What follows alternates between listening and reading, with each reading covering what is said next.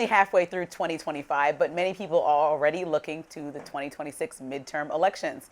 A new poll shows a new Democratic frontrunner in potentially pivotal Senate race. Democratic Congresswoman Jasmine Crockett, who many consider to be a far-left candidate, has a steady lead to be the Texas Democratic nominee. She's leading over high-profile Democrats like Colin Allred and former presidential candidate Beto O'Rourke. Now, she has not officially declared that she's running for Senate, but if she does become the Democratic candidate, she would be looking to flip the seat currently held by Republican Senator John Cornyn. Crockett's rise in the Democratic Party has brought criticism from several Republicans, including from President Trump in May during an NBC interview. This is what he had to say about the rising star. I look at the Democrats, they're in total disarray. They have a new person named Crockett. I watched her speak the other day. She's definitely a low IQ person. And they said, she's the future of the party. I said, you have to be kidding. I don't know what they're going to do. The Texas Democratic primary is set for March 3rd, 2026, and candidates need to declare by early December.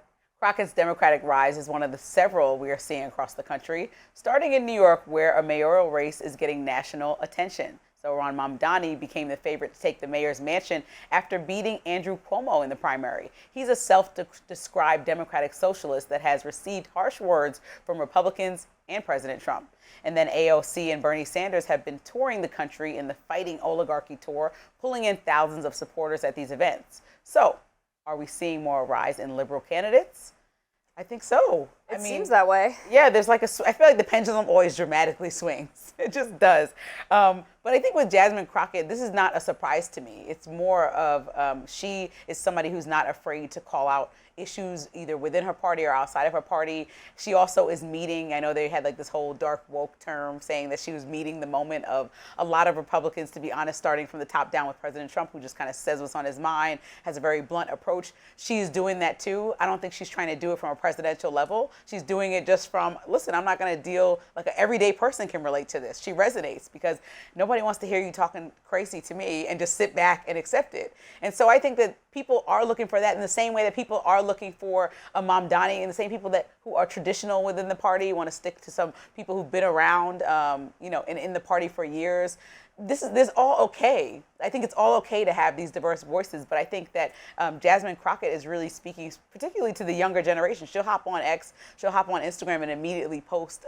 She made shirts when her and Marjorie Taylor Greene got into it. I mean, Marjorie Taylor Greene has a track record of just constantly being disrespectful to particularly Jasmine Crockett. She was calling stuff out about her lashes, blah, blah, blah. And she responded, and people were like, finally, somebody said something back to MTG. So I don't have a problem with her rising in this way. I think, sometimes you have to meet fire with fire. Sometimes you got to be like Michelle Obama and go high.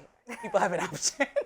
Well, look, I think Republicans are thrilled about this. And I think if they see this poll, they're going to be saying, please, for the love of God, Jasmine Crockett, get in this Senate race. We need you. We need you. She has certainly provided a lot of entertainment value, but from the perspective of running as a statewide or national candidate, I don't frankly see it going well. Even just this week when she was asked about the flooding in her home state of Texas, she, provided a little bit of sympathy to the families who were struggling, then started talking about her own struggle with living with the weight of being under the oppressive President Trump regime, and then closed out her message with a nod to her new haircut, thanking her hairstylist for this fresh new bob.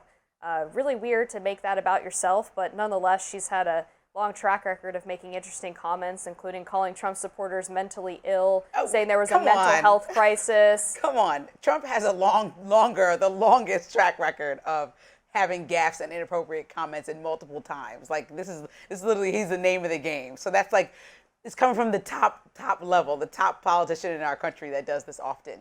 Someone asked a question even yesterday, what's going on? I mean, even Tuesday, earlier this week in his press conference with Caitlin Collins asking him just simple understanding of what's happening as we may or may not go to war. And he's like, you tell me, or telling people that they're stupid. This is regular jargon coming from him. So I don't think that her moving on after addressing head on the crisis that happened in Texas is something that we should judge her for, because there's multiple things going on, and adding a little lightheartedness is okay to the end of this, not to the issue, but to sum up a conversation. I don't think anything's wrong with having a full dialogue. If she's sitting there talking to reporters, she's opening herself up to multiple conversations, right? She's not going to stick to one topic. There's several things going on in Texas, but I also think she's the person that could electrify some of the voters that did stay home. We know part of the election season was that people didn't show up to polls. It was less people voted than last elections, and she might be the person that could get people out of seats in Texas, because she has an extreme personality, and that's something that people have been looking for, obviously, since we have President Trump as a second term. Yeah, so she wasn't talking to reporters. This was in a post on her social media where she said, "My heart is truly heavy for all these families. The sad part is I think that my heart is going to carry a level of weight that will continue to weigh me down, as we have to continue to do our best to survive in an administration that literally is against us, an administration that is doing everything to hurt us, not help us. Edit, my staff said y'all are commenting about my bob. Thank you, Jacorian, for orchestrating the look," followed by a kissing emoji. I don't. Okay, well, I didn't know that was a tweet. Yeah, not I ideal, wouldn't right? Put that in one. I agree with you. I thought you meant in a conversation. Oh, no. This was like an Instagram post. Yeah, no, that's definitely not appropriate. But I also think, people will make messages on X or communicate in ways that are not always perfect, especially if they're as accessible as someone like President Trump or Jasmine Crockett. Like you said, they speak to, Robbie and I always talk about this, Trump is so accessible and answers any questions that obviously, at least he's answering, and Robbie will go to, where was Biden? So I am happy that she's speaking. I don't think that was the right way to address, this, you can do two separate thoughts.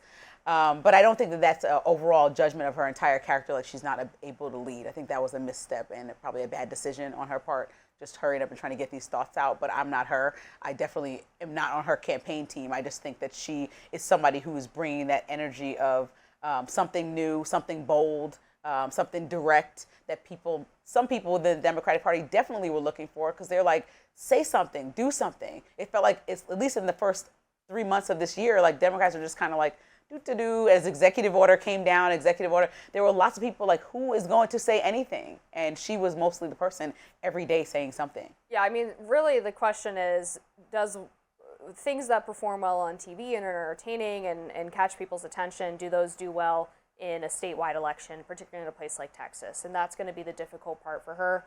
Texas, I mean, a lot of Democrats have talked about flipping it for the past 3-4 elections. It hasn't happened yet. Realistically, it's still a red state. And so there's a lot of policies, I imagine, that she'd be talking about that wouldn't be super appealing to a broad electorate in the state of Texas. But one other thing I wanted to mention about this upcoming Senate race is that, of course, the incumbent John Cornyn is facing a primary challenge from the Attorney General Ken Paxton. And this race has quickly gotten very ugly. Ken Paxton's wife announcing yesterday that she was filing for divorce for biblical reasons. There's been allegations of some extramarital affairs with individuals who might have been paid money. The NRSC apparently capitalizing on that, posting an old photo of John Cornyn celebrating his anniversary with a heart emoji in response to the news. Meanwhile, John Cornyn's communications director accused of some interesting payments to women by Laura Loomer on X. So this thing is being dragged down very quickly. But this is what we were talking about earlier. Yeah. People want to get out of the mud. People want to get out of, even going back to our earliest conversation today, people are looking for who is corrupt or who is like not a quote unquote leader that particularly in these southern states where people are like extra attached to church and have this, biblical attachment that is different than, I'm just saying, I'm from New York. So people had a lot of flexibility of thought around religion, everything. And a lot of times, the Bible Belt is called that for a reason throughout our country. So I think when you think about that, that is something that matters to voters. That, is important to have somebody who's trustworthy and that they can look up to and puts trustworthy people around them. So, when we mudslinging and all that's happening, it's kind of like, I think that's what Americans are most tired of, particularly when nothing has changed for them in the last few months as far as their economic stability, income. Like a lot of people feel exactly the same. I mean, I guess they could feel that way, but wages have been rising. Real wages have been rising. We have seen the consumer price index actually fall for the first time since the pandemic. We also have the inflation rate coming down. Jobs every month outpacing economists' expectations. And I think the most important thing, and I actually wanted to mention this in the immigration segment, from earlier, which is that during the Biden administration, every single jobs report, there were more foreign-born jobs that were gained, jobs for foreign-born Americans. And for native-born Americans, the jobs kept decreasing. During the Trump administration, that immediately flipped, where we've actually seen that the majority of jobs that have been created have gone to native-born Americans as opposed to foreign-born Americans. So to me, this is an economy that is finally working for the citizens that it is supposed to work for. And that's, I think, should be actually a great comfort to people in this country. Yeah, I think a lot of people are hopeful that we are on that trajectory. A lot of times these polls come out, even under the Biden administration, they'll tout job growth or changes, and people are like, okay, I'm just telling you, it's expensive for the eggs, or I'm not comfortable as I was 4 years ago. That's part of the reason why Trump won again. And I think people still aren't as comfortable as they were when he was president. Sure, it'll take time. It'll take a lot of time. So I'm always happy to hear about positive growth and, positive changes, because I'm in the American public that's also like, okay, right, we're affected by this too. Everyone is. It's not like we're above any of that. Things do cost more, but I think that just people don't feel like it's balanced back out to where it was at one point. And when you have the memory of, when things were okay or better, that's when Americans kind of vocalize, especially as they looked at the president's 100-day mark, which has been long past now. There were a lot of people coming like, I don't know, but it's a short time span to accomplish a lot. Yeah. And we've got the lowest gas prices, summer gas prices in 4 years too. So it's going to take time, but I think trend-wise, we're seeing the economy moving in the right direction. Which is always a good thing. Absolutely. I'll give credit where it's due. We have a lot more to talk about on Rising right after this.